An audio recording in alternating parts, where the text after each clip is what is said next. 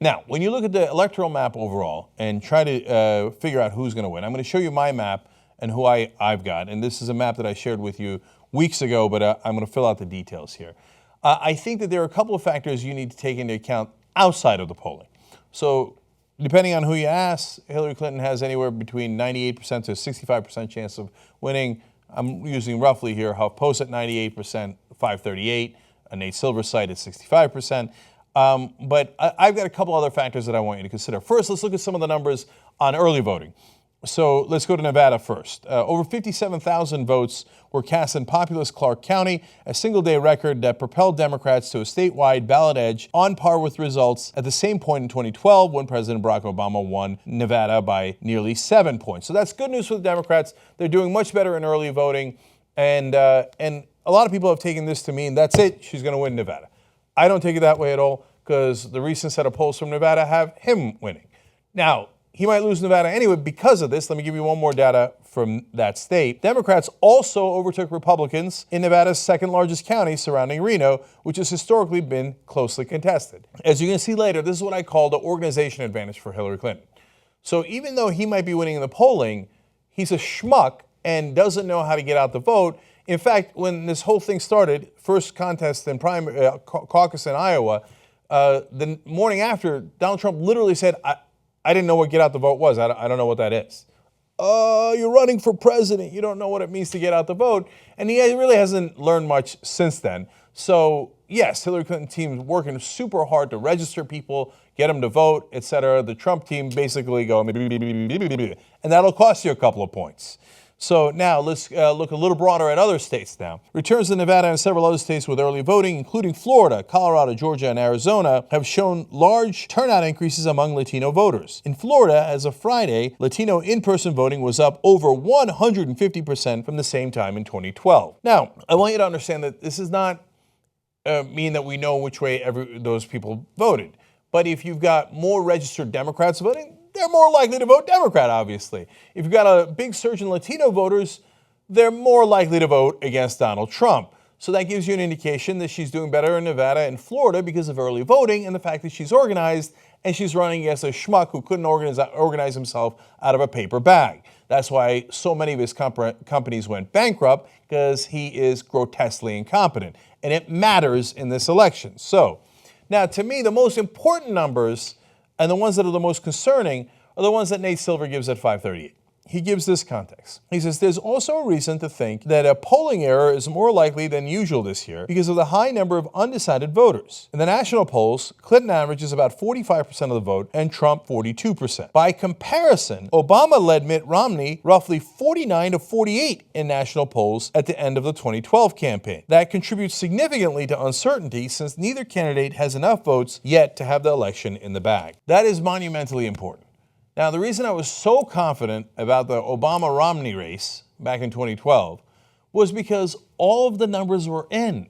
The polling was very clear, and there was not this extra group of voters floating out in space. Maybe I go to a third party. Maybe I go to Clinton. Maybe I go to Trump. I'm still undecided. This late is one day before the election.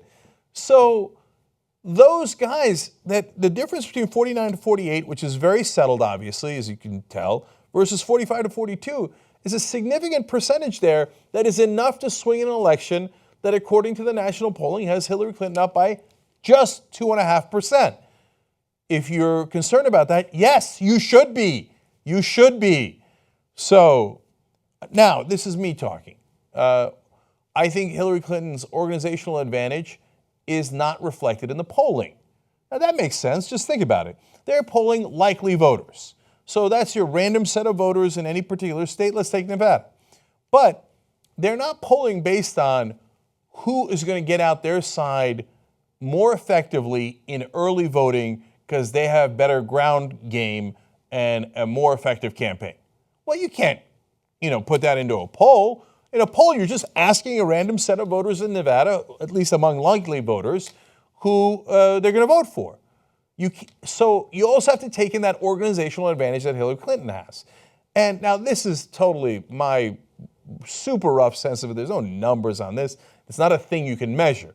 But my sense of it is that makes a 1 to 2% difference. Now, in a state like Florida that is razor thin, Nevada, New Hampshire, razor thin, that 1 to 2% could make all the difference in the world.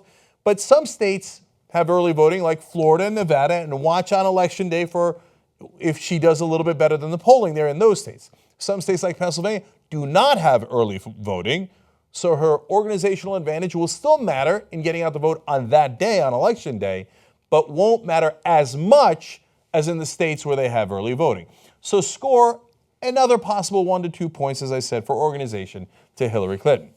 Now, there is an advantage that Donald Trump has that is even vaguer, and certainly not put into any of the polling, as you'll see in a second. I call it the fuck it advantage. Okay, and I've got that at 1.5 to 2.5 points for Donald Trump. So let's discuss. This is not my gut of like, you know what, I speak for the American people here. It's also not polling by any stretch of the imagination. It's not hard numbers. It's obviously my guess at it. But it is my analysis of the mood of the country that is far more populist than people in Washington and New York think. So in that establishment bubble, they think, what populist rage? I don't know what you're talking about. Now, look, that was my analysis of the country 3 years ago when in 2013, I said that Bernie Sanders could beat Hillary Clinton. Of course, back then, they're like, oh, it's wild-eyed radical. That's never going to have Bernie Sanders, the most liberal senator, the guy who calls himself a socialist from Vermont. He'll never be competitive. He'll never be competitive. Turns out he was competitive. He got 46% of the vote with no name recognition in the Democratic primary because the country is in an angry mood. Donald Trump dismissed throughout the primaries. I didn't dismiss him. I said all the way back in June of 2015 that I thought he was the most likely guy to win in the Republican race. Why? Because there is a populist rage that we can see. But the establishment cannot see it because in their bubble, everything is lovely. They don't understand. Not only do they not understand why you're bothered, they don't even know you're bothered, okay? Because they're not part of the Walmart economy. They don't have to work at Walmart. They don't have to worry about food stamps. They just don't know you're paying. And there is a certain number of people who want to take a brick and throw it through a window. Now, through the establishment window. Now, look, some of that is already put into the polling. That's why Trump does well when, hey, a lot of those guys are already in Trump's numbers. I'm perfectly aware of that. But there is an undecided number there, as we just explained, that is larger than usual. And when they go into the voting booth, are they more likely in that undecided batch to go, you know what, I think the establishment does have my best interests in mind. Let me vote for the person who looks like they're from the Hunger Games, the Capitol in the Hunger Games. Or are they more likely to go, somebody hand me a brick. Fuck it. Throw it through their window, see what happens. Now, I don't like the way it is now. I don't have a lot of hope. Let's just change it and see what happens. Now, the actual number itself, 1.5 to 2.5% that I put on it. Of course we don't know that, right? That's my best guess. So the fucking advantage is slightly larger than the organizational advantage that Hillary Clinton has, which leaves you at, I don't know, 65-35. I think Nate Silver's right. Okay, so this is the important part. Let me show you the electoral map. So this is from 270 Win. They got a great interactive map there. Blue is obviously Hillary Clinton and red is Donald Trump. Those states are about as locked in as you can get. You know, some claim that that Hillary Clinton has a chance in Georgia or Arizona. I don't believe that at all. Some claim that Trump has a chance in Michigan, which in that map is still solid blue. I believe that a little bit more. I'm a tiny bit concerned about Michigan, but overall, she's had a very solid lead there throughout. So the gray ones, obviously, are the ones that are important. So those are the ones that at this late date, one day before the election, are a little unsettled. It is, Nevada is unclear. Colorado leans Hillary Clinton. North Carolina leans Donald Trump. Pennsylvania leans Hillary Clinton. New Hampshire is anybody's guess. And Florida is anybody's guess. So if you think that the blue and the red are really solid there, and I think that they pretty much are. Then you've got Hillary Clinton at 239 electoral votes and Donald Trump at 214. You know, people always talk about, oh, you know, she's got an unassailable lead. He's got to really run the board to win. No, he doesn't. He just has to win enough of those remaining 6 critical states. So on election night, as we do our coverage, youtube.com/TYT, when the East Coast comes in, buckle up, because New Hampshire, Pennsylvania, North Carolina, Florida, enormously important, okay?